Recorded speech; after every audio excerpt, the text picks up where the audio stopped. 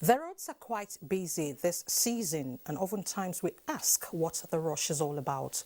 Multiple reports say the Federal Road Safety Commission recorded a total of 2,471 deaths and 5,320 road crashes across the country between January and June 2021. Now the rush is here. What are the plans in place to reduce carnages on our roads during and after the festive period? My guest, Bisi Kazeem, Public Education Officer of the Federal Road Safety Corps, will respond to the issue before us. Mr. Kazeem, thank you so much for joining us on Insights. Thanks for having me. Well, the season is here and the rush is also here. How prepared is the Corps to saving lives and property? Well, as very ethical of us, as is a tradition of us, traditional rather, we have started what is known as Ember Month campaign as far back as September. We realized early enough that there's always an increase in vehicular and human traffic during this period for so many reasons. The Yuletide is there, and the people want to rush. Some people believe what they have not achieved in 8 months, they should achieve in 4 months. Okay. Some commercial drivers believe this is time to make more money, to make more trips, to overspeed, to overtake, and make money to make ends meet, and to even be able to provide for their family. There's always this mythical belief that the spirits are lurking around during this period, and we believe Ember Months are very mysterious. They are capable of wiping up a lot of lives. They will leak blood and the rest. But we want to say no. FRSC realize that there's always human and vehicular traffic more during this period, and that is why we're prepared as far back as September to start to do what is known as motor park rallies, to start to do education, advocacy and sensitization, to allow people know that only the living celebrates. You can only celebrate if you are alive. And what you have not made in 8 months, you can no longer make now. You just have to calm down and make sure that whatever happens, you abide by it. If you have money, you celebrate. If you do not have money, you equally celebrate as others. So, and because there will be holidays around the end of the year, a lot of people, whether Christian or Muslim, will equally travel. And because of this, we started with what is known as a flag off of Ember Month. Sometimes in Delta State, that is national one, and we ask all our commands to equally flag off their own Ember Months and start to move from one motor park to the other, from one institution to the other, from one organization to the other, from one mosque to the other, from one church to the other, or even from one school to the other, to continue to sensitize the others. And in December, as early as 13 or thereabout, we're in Kano, equally to flag off the end of the year, the one we know as Operation Zero, Tolerance for Road Traffic Crashes. We have flagged off that one, and all others are supposed to take you. And this year we decided to do what is known as Operation Show of Readiness. Okay. That is to let people know, sensitize people to know that we are ready. And we have sister agencies collaborating with us, Army, military, police, civil defense, Red Cross, first aiders, and all, even fire service. We went around the town, most towns, about 8 places pilot, to show people that we are ready. And at this period, we have established about 200 mobile courts. It's not going to be business as usual. So if you commit an offense, you are likely to find yourself behind bars. So some magistrate will decide to say, look, you are not going home, go to jail, so to say.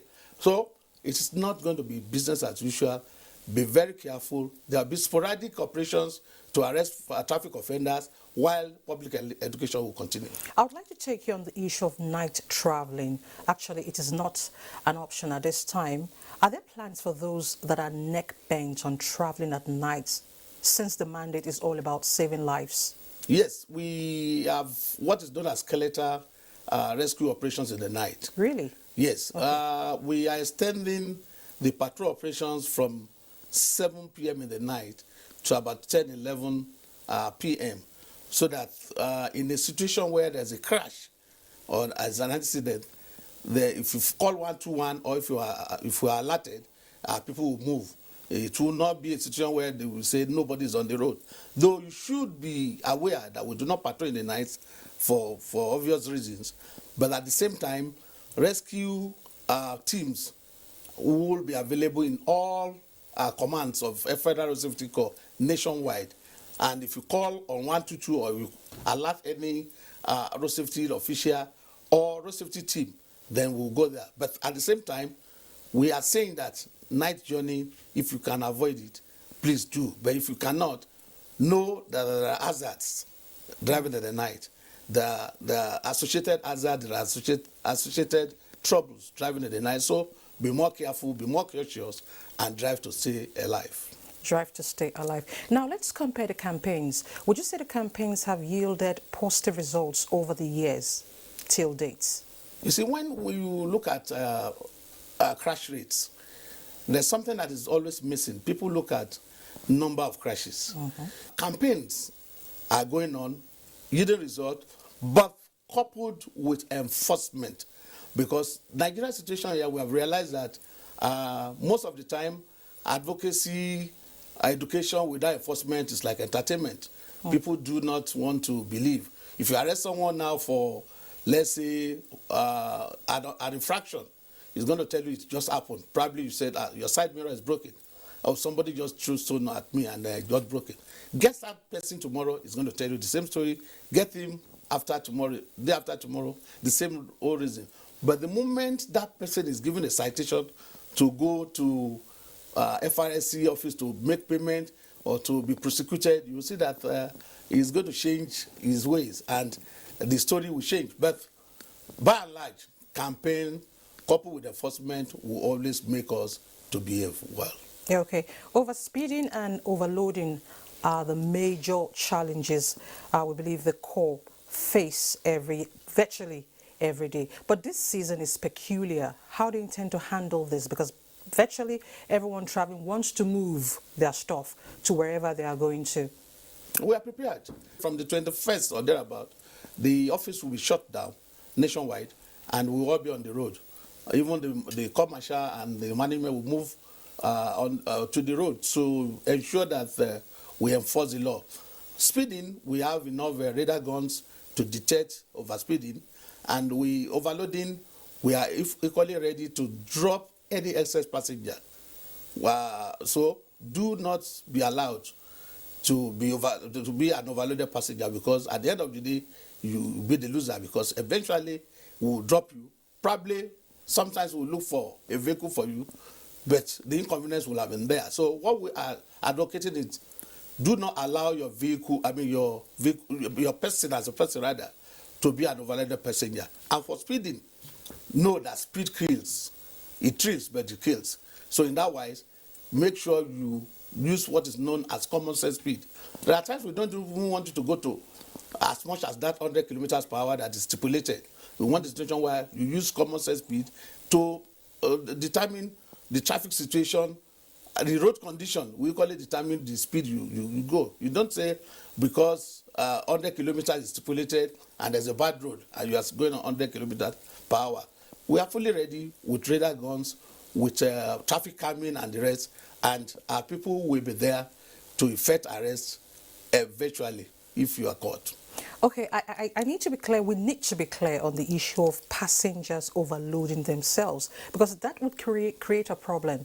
If the FRSC officials are saying, no, you are overloaded, we have to put you in another car or get you another vehicle for your load, there's going to be a challenge.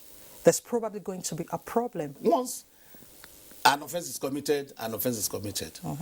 And if you have allowed yourself to be an overloaded passenger, whatever repercussion is yours. But what we do is, we're already working with the stakeholders. We're working with NURTW, Road Transport Employees Association of Nigeria. We're working with NATO and even NOPEM Petroleum Tanker Drivers.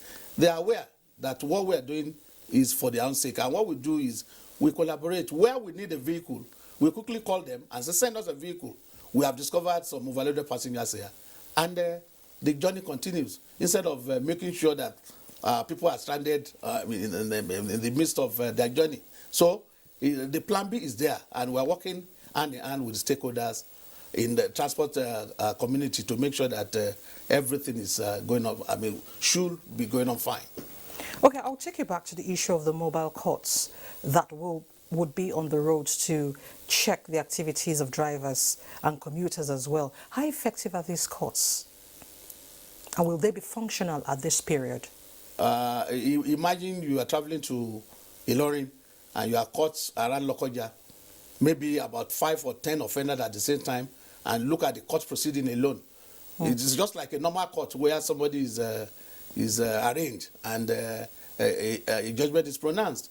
And the judgment you cannot predict. Somebody can ask you to be taken to jail from there. It could be 1 day, it could be 2 days, but you have been convicted. 2 days. Yes, and sometimes you are asked to pay money that is even above the prescribed fines for the offense. Probably you've done obstruction, and obstruction ordinarily to FRSC maybe is 2,000 naira, and they're asking you to pay 20,000 naira.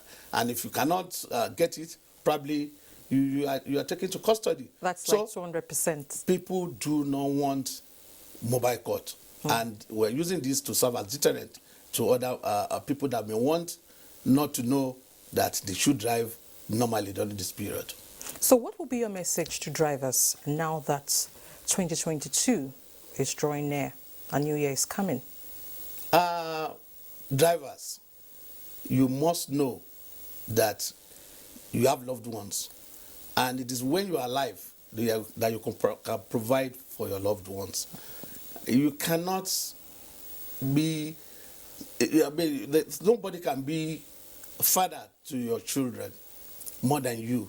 So if you have every opportunity to save your life through being defensive driver, being cautious driver, try and do that so that you know that in 2022 and above, you'll be let's say, a born-again driver and you continue to live. And if you are a passenger, do not be passive. Be an active passenger. You have every right to stop that driver before he kills you. Drivers do not die as much as passengers in crash scenes. They sometimes are able to avert what they could see timely, and they protect themselves, and they endanger other people's lives.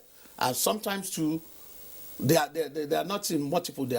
You are about 20 or 10 or 8 in your vehicle, and driver is just one. So we are saying that the future lies ahead of us, and it's only, we have our lives in our hands. Be a defensive driver if you are driving. Be protective. Be very cautious. Know that life has no duplicate, and it is only when you are alive that you can celebrate. It's only when you are alive that you can train your loved ones and that you can be loved by your loved ones. Drive to stay alive, and drive to save a life. Drive to stay alive. Bisi Kazeem, Public Education Officer, Federal Road Safety Corps. Thank you so much for your time on Insight. You're welcome. Thank you very much.